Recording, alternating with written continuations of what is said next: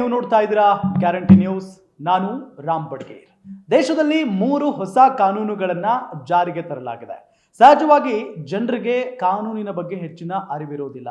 ಹಾಗಾಗಿ ತಿಳಿದವರೇ ಜನರಿಗೆ ತಿಳಿಸುವಂತ ಪ್ರಯತ್ನವನ್ನ ಮಾಡಬೇಕು. ಇವತ್ತು ನಿಮ್ಮ ಗ್ಯಾರಂಟಿ ನ್ಯೂಸ್ ಆ ಪ್ರಯತ್ನವನ್ನ ಮಾಡ್ತಾ ಇದೆ.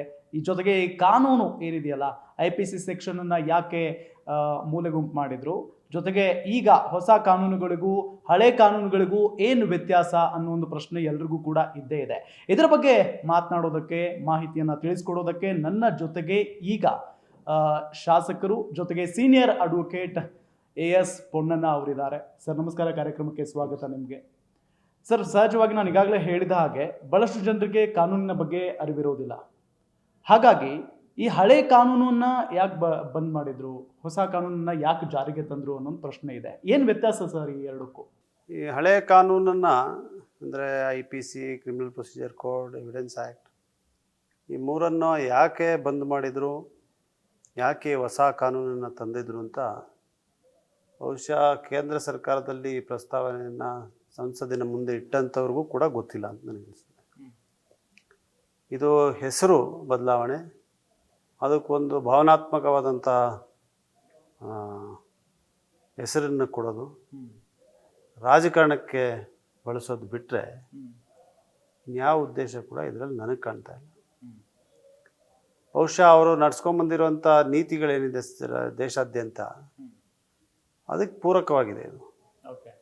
ಆದರೆ ಕಾನೂನು ವ್ಯವಸ್ಥೆಗೆ, ನ್ಯಾಯಾಂಗ ವ್ಯವಸ್ಥೆಗೆ ಮತ್ತು ನ್ಯಾಯಾಂಗ ದೊರಕಿಸ್ಬೇಕಾಗಿರುವಂಥ ವ್ಯವಸ್ಥೆ ಏನಿದೆ, ಡಿಸ್ಪೆನ್ಸೇಷನ್ ಆಫ್ ಜಸ್ಟಿಸ್ ಸಿಸ್ಟಮ್ ಅಂತ ನಾವು ಹೇಳ್ತೀವಿ, ಅದಕ್ಕೆ ಯಾವುದೇ ರೀತಿಯಾದಂಥ ಬದಲಾವಣೆ ಆಗಲಿ, ಯಾವುದೇ ರೀತಿಯಾದಂಥ ಅದರ ಬೆಳವಣಿಗೆಗಾಗಲಿ ಈ ಕಾನೂನಿನಿಂದ ಸಾಧ್ಯ ಅಲ್ಲ. ಅದು ಉದ್ದೇಶ ಕೂಡ ಅಲ್ಲ.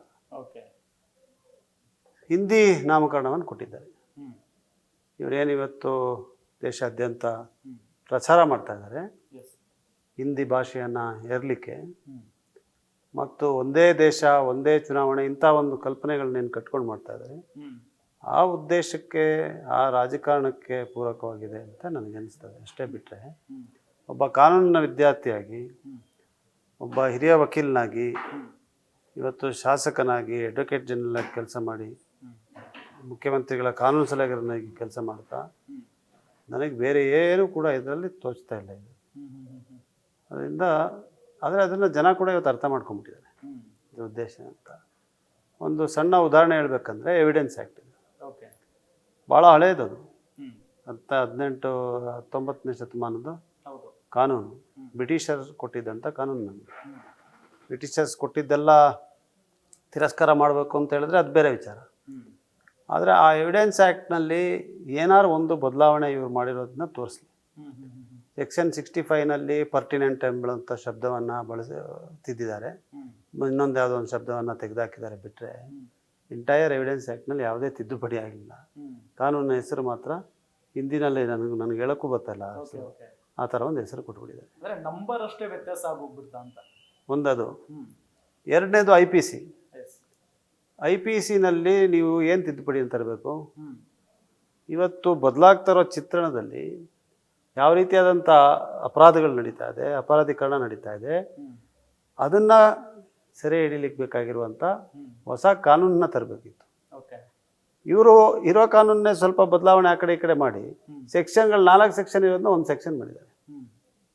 ಸೊ ಇದರಿಂದ ಹಾನಿ ಆಗ್ತದೆ ಹೊರತು ಒಳ್ಳೇದಂತೂ ಏನೂ ಆಗೋದಿಲ್ಲ. ಕ್ರಿಮಿನಲ್ ಪ್ರೊಸೀಜರ್ ಕೋಡ್, ಇದರಲ್ಲಿ ಭಾಳಷ್ಟು ತಿದ್ದುಪಡಿಗೆ ಅವಕಾಶ ಇದೆ, ಭಾಳಷ್ಟು ರಿಫಾರ್ಮ್ಸ್ ತರಬೇಕಾಗುತ್ತೆ. ಯಾಕಂದರೆ ಇವತ್ತು ಪ್ರೊಸೀಜರಲ್ ಆಸ್ಪೆಕ್ಟ್ನಲ್ಲೇ ನಾವು ಫೇಲ್ ಆಗ್ತಾ ಇದ್ದೇವೆ.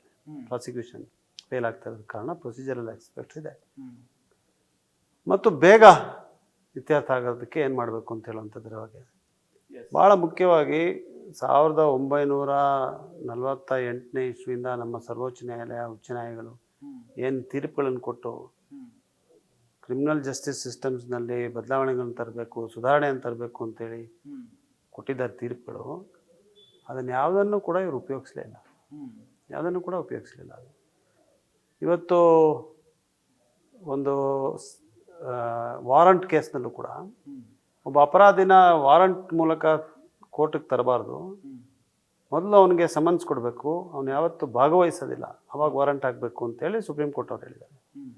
ಆದರೆ ಇವರು ಸೀದಾ ವಾರಂಟ್ ಕೊಡ್ಬೋದು ಅಂತೇಳಿ ಕಾನೂನು ಮಾಡಿದ್ದಾರೆ ಈಗ. ಸೊ ಅದರಿಂದ ಇವರೇನು ಓದಿಲ್ವೋ ತೀರ್ಪನ್ನು, ಅಲ್ಲ ಬೇಕು ಅಂತ ಮಾಡ್ತಾ ಇದ್ದಾರೋ ನನಗೆ ಅರ್ಥ ಆಗ್ತಾ ಇಲ್ಲ. ಅವಶ್ಯಕತೆ ಏನಿರೋದು ಒಂದು ಸಣ್ಣ ವಿಚಾರ ಹೇಳ್ತೀನಿ ನಿಮಗೆ. ಇವತ್ತು 420 IPC ಚೀಟಿಂಗ್, ಅದರ ಡೆಫಿನಿಷನ್ 415 ಬರ್ತದೆ. ಆದರೆ ಈಗ ಸಾಧಾರಣವಾಗಿ ದಿನನಿತ್ಯ ಜನ ಮೋಸಕ್ಕೆ ಒಳಗಾಗ್ತಾ ಇದಾರಲ್ಲ, ಅದು ಈ 420 ಒಳಗಡೆ ಬರ್ತಾ ಇಲ್ಲ. ಯಾಕಂದರೆ ಮೋಸ ಮಾಡೋ ಉದ್ದೇಶದಿಂದ ಯಾವ್ದಾದ್ರು ಒಂದು ಟ್ರಾನ್ಸಾಕ್ಷನ್ಗೆ ಕೈ ಹಾಕಿದ್ರೆ ಮಾತ್ರ ಚೀಟಿಂಗ್ ಬರ್ತದೆ ಅಂತ ಸುಪ್ರೀಂ ಕೋರ್ಟ್ ಅವ್ರು ಹೇಳ್ತಾರೆ. ಸೊ ಅದನ್ನು ಸರಿಪಡಿಸ್ಬೇಕಲ್ಲ ಪೀನಲ್ ಪ್ರಾವಿಷನಲ್ಲಿ, ಎಲ್ಲಿ ಮಾಡಿದಾರ? ಈ ರೀತಿಯಾಗಿ ನಾನು ಹೇಳ್ಕೊಂಡು ಹೋದರೆ ಹಲವಾರು ಉದಾಹರಣೆಗಳನ್ನ ಹೇಳ್ಕೊಂಡು ಹೋಗ್ಬೋದು. ಮತ್ತು ನಮ್ಮ ಜಸ್ಟಿಸ್ ಮಳಿಮಠ್ ಕಮಿಷನ್ ಅವ್ರು ಕೊಟ್ಟಿರುವಂಥ ರಿಫಾರ್ಮ್ಸ್ ಇರ್ಬೋದು, ಬೇರೆ ಬೇರೆ ಚೀಫ್ ಜಸ್ಟಿಸ್ಗಳು ಕಾನ್ಫರೆನ್ಸಲ್ಲಿ ಕೊಟ್ಟಿರುವಂಥ ರಿಫಾರ್ಮ್ಸ್ ಇರ್ಬೋದು, ಇನ್ಯಾವುದನ್ನು ಕೂಡ ಪರಿಗಣಿಸಲಿಲ್ಲ. ಹೆಸರಿಗೆ ಹಿಂದಿ ಹೆಸರು ಕೊಟ್ಟು 3 ಕಾನೂನು ತಂದಿದ್ದಾರೆ. ಇದರಲ್ಲಿ ಹೊಸತನ ಭಾಳ ಸೀಮಿತವಾಗಿದೆ. ಬದಲಾವಣೆ ಏನು ನಮ್ಗೆ ಅವಶ್ಯಕತೆ ಇದೆ ಇವತ್ತು ನ್ಯಾಯಾಂಗ ವ್ಯವಸ್ಥೆಯಲ್ಲಿ, ಆ ಬದಲಾವಣೆಗೆ ಯಾವುದೇ ರೀತಿಯಾದಂಥ ಕೆಲಸ ಈ ತಿದ್ದುಪಡಿಯಿಂದ ಅಥವಾ ಈ ಹೊಸ ಕಾನೂನಿಂದ ಆಗಿಲ್ಲ. ಓಕೆ ಸರ್, ಒಬ್ಬ ಅಡ್ವೊಕೇಟ್ ಆಗಿ, ಅಂದರೆ ಒಬ್ಬ ಕಾಂಗ್ರೆಸ್ ಶಾಸಕರಾಗಿ ಮಾತನಾಡುವಂಥ ವಿಚಾರನ ಬೇರೆ, ಕೇವಲ ಅಡ್ವೊಕೇಟ್ ಆಗಿ ಸೀನಿಯರ್ ಅಡ್ವೊಕೇಟ್ ಆಗಿ ಮಾತನಾಡುವಂಥ ವಿಚಾರ, ಜೊತೆಗೆ ನಿಮ್ಮಿಂದ ನಾವು ಕೇವಲ ಅಡ್ವೊಕೇಟ್ ಆಗಿ ಮಾಹಿತಿಯನ್ನು ಕೇಳೋಕೆ ಇಷ್ಟಪಡ್ತೀವಿ. ಸೊ ಈ ಒಂದು ಕಾನೂನು ಬದಲಾವಣೆಯಿಂದ ಪೊಲೀಸರಿಗೆ ಮತ್ತು ಕಾನೂನಿನ ವ್ಯವಸ್ಥೆಗೆ ಏನು ಸವಾಲಿರ್ಬೋದು ಸರ್ ಮುಂದಿನ ದಿನಗಳಲ್ಲಿ? ಅಲ್ಲ, ಈಗ ನಾನು ಅಡ್ವೊಕೇಟ್ ಆಗಿ ಮಾತಾಡ್ತಾ ಇರೋದು. ಎಸ್, ಇದರಲ್ಲಿ ಶಾಸಕನಾಗಿ ಮಾತಾಡುವಂಥದ್ದೇನಿಲ್ಲ.